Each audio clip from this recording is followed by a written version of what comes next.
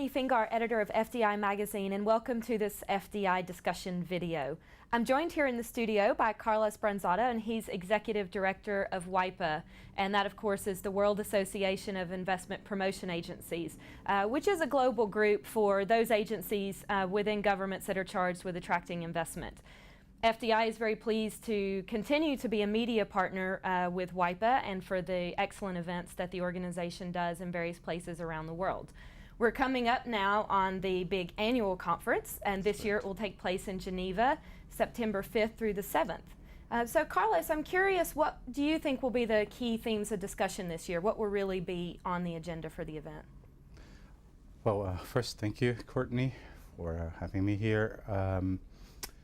The theme for this year's conference is going to be shifting priorities for FDI. And it's going to be focusing on innovation on one hand, and as the name also tells, on the priorities that are shifting from the standpoint of should we be focusing more on labor-intensive FDI now that we have a job creation problem, or what is the right balance in the end?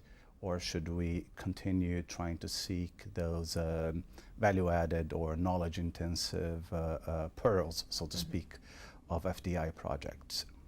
Well, creating jobs and fostering economic growth is obviously a huge challenge of investment promotion agencies at a difficult economic time. What do you see as some of the other challenges that your members are facing right now?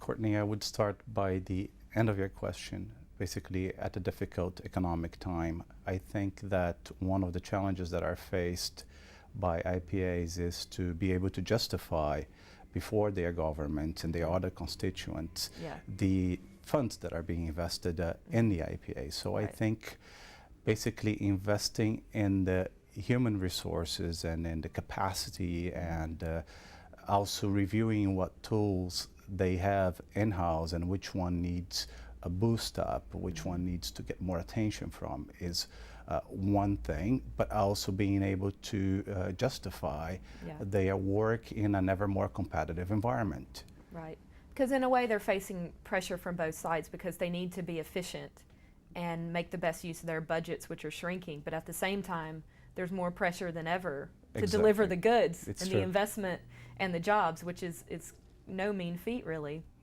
Certainly. And do you feel that this is where perhaps training and tools and all that comes into play? I mean, what's the right strategy for them to try to navigate this very difficult balance? Or is it a combination of things? Going back to our conference this year, finding the right balance between what sort of investments, as I mentioned, is it that you're going after in terms of FDI projects? Are they more knowledge intensive? Are there some of them, but let's go back to basics to some extent as well and see what is it that we can do in terms of attracting those who will create jobs. And this question as to how to balance internally in terms of the IPA structure and the job functions and what tools are going to deserve more attention and then also more funds is something that is quite challenging right now. Within WAIPA, we are trying to put together a training of the core skills, basically. We're trying to identify what are the core skills right now for an investment promotion officer to have, and we are going to sort of look at them again, try to together explore through experience sharing what is it that some of our IPA members have been able to do that have proved successful, and restructure things for those who already know, but put it in a more structured way.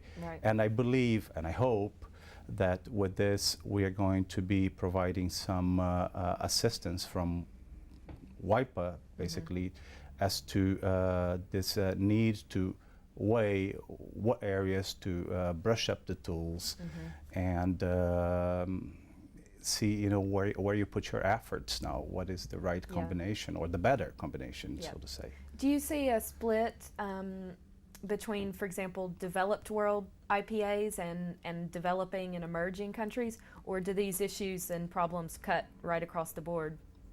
That's interesting question. I think that you will see perhaps somewhat more of a shift back to job creation, sometimes where you would less expect it.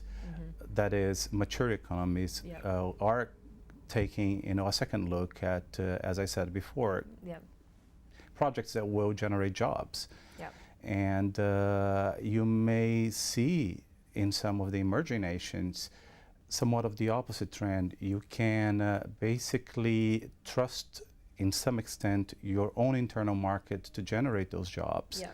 And then you can focus on the knowledge-intensive ones that basically were not so much of a were not top of the agenda, so to speak, before, Right. and they can move up now to Right. the top of this agenda as the economic activity is taking care of generating a lot of jobs. Right. And speaking of the kind of developed markets versus developing markets, how is the member profile of WAIPA changing? I know, for example, you have some new members from Russia. Are you seeing kind of increased interest from other parts of the world, and how's your split between kind of developed countries and developing countries? It is very balanced, and again, for us at WAIPA, it has traditionally been difficult to cater to this very diverse base of constituencies. Yeah.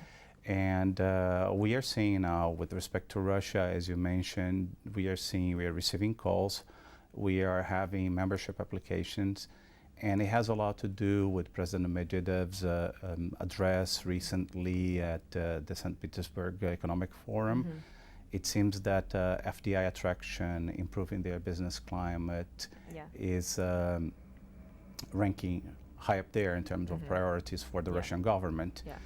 So, I hope to some extent that the movement we were speaking about just now, in terms of these shifts that some emerging countries you will see now focusing on high quality FDI, and seeing somewhat of the reverse. Sometimes, not that mature economies are abandoning the high value FDIs, but they are also, as I said, going back to basics. Right. That's so the title of one of our panels, in fact. Right, okay. And I think that this will somewhat facilitate a little bit our job at WAIPA, Right. in terms of this. The gap is narrowing a bit. The gap is narrowing, Yeah. so you can speak to a broader audience now without having to adapt your language so much. Right. Okay, well, thank you very much, Carlos, for your time. So it's all about getting back to basics and reassessing the fundamentals of FDI attraction and promotion. And again, we'll be talking in much more detail about that during the WAIPA annual conference in early September. You can follow developments from that conference right here on FDIintelligence.com. Thanks for your time. Thank you.